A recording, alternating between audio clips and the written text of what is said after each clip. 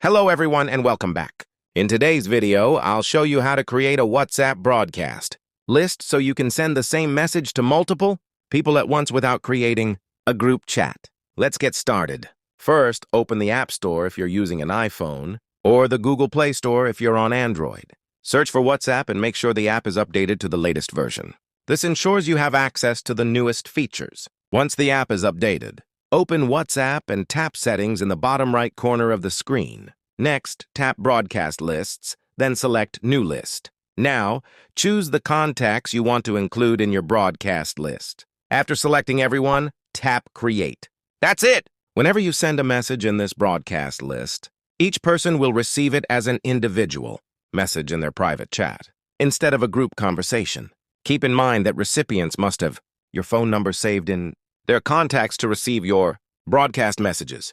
And that's all for this tutorial. If you found it helpful, don't forget to leave a like, subscribe to the channel for more WhatsApp tips and tutorials, and turn on notifications so you never miss a new video.